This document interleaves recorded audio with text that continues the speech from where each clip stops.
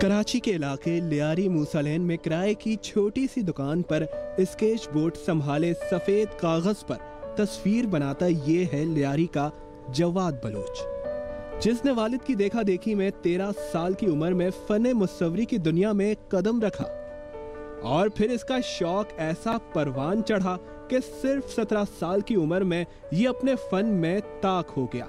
जहन में उभरती सोच को पेंसिल की मदद से हकीकत का रंग देना जवाद बलोच की महारत का सबूत है।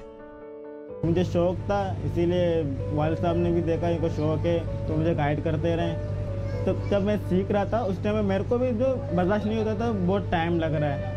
फिर आस्ते आस्ते मुझे उस्तादों ने समझाया, मेरे वालिद साहब हो गए, रहीम उस्ताद हो गए, इन्होंने मुझे आस्ते आस्ते समझाया। इन पे अगर आपका जहन काम नहीं करे तो आप 10-15 मिनट वेट कर लिया करो, वो जो फ्रेश होने के लिए चक्कर मकर मार लिया करें। वैसे तो जवाद की बनाई हुई हर तस्वीर ही दिलों को छू लेने वाली है। वो अब तक कई मारूफ शख्सियात की पेंटिंग्स बना चुका है, मगर सबसे नुमाया तस्वीर हॉलीवुड के मशहूर अमरीकी अदाकार मॉर्गन फ्रीमैन की है।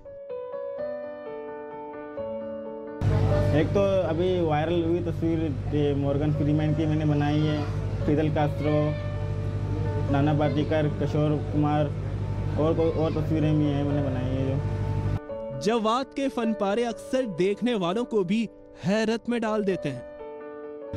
ये मल्टी टैलेंटेड लड़का है और गॉड गिफ्टेड है, इसके अंदर बहुत टैलेंट है, यानी हैरान कर देता है, ऐसा काम करता है, बहुत हैरान कोई फेबुलस काम करता है। अपने इस शौक को जारी रखना जवाद बलोच के लिए किसी इम्तिहान से कम नहीं। माली मुश्किलात की वजह से वो पेंटिंग्स पर होने वाले अखराजात पूरे करने में भी अक्सर दुश्वारी महसूस करता है। वो कहता है कि किसी मशहूर आर्ट अकेडमी में दाखिला लेने के लिए उसे किसी सरकारी या निजी इदारे की मदद, स्कॉलरशिप या रहनुमाई की जरूरत है ताकि वो अपने फन को निखारने पर तवज्जो दे सके।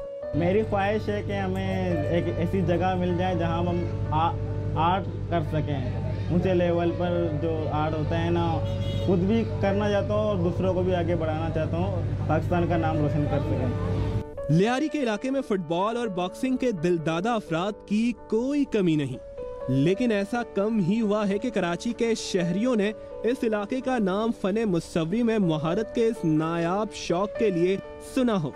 जवाद बलोच कहते हैं शौक महंगा है, इसलिए उनकी बनाई हुई तस्वीर और स्केच ही उनका सबसे कीमती खजाना है।